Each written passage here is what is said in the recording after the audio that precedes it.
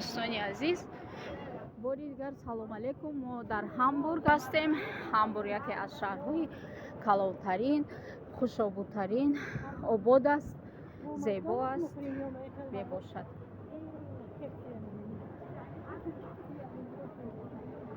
دوستانی عزیز، این همبورگ می باشد.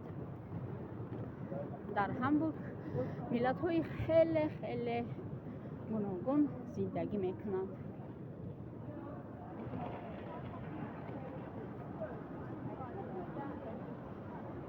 چه بره مکدونالدز؟ ها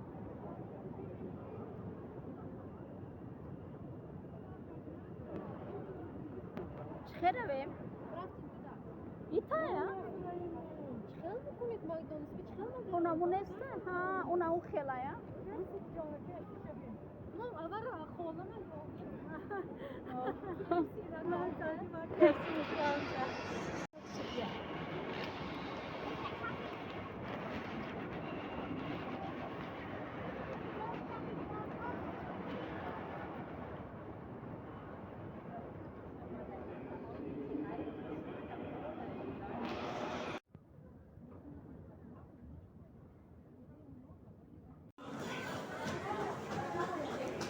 دوستانی عزیز، اینجا همبورگ می باشد.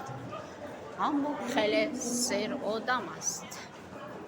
آدم ها بسیار.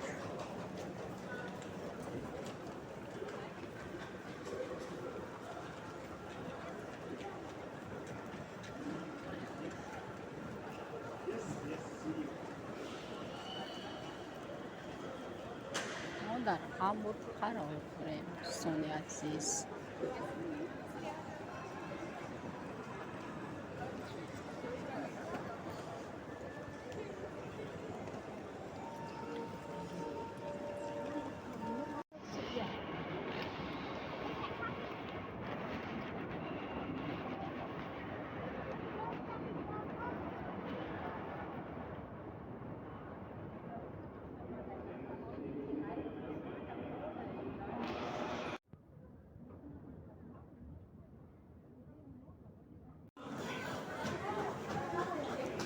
دوستانی عزیز، اینجا همبورگ می باشد.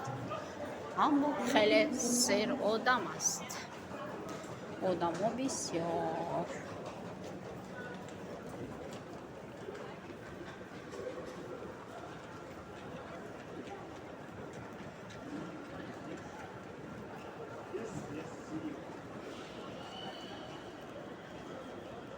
ما در همبورگ قرار داریم دوستانی عزیز.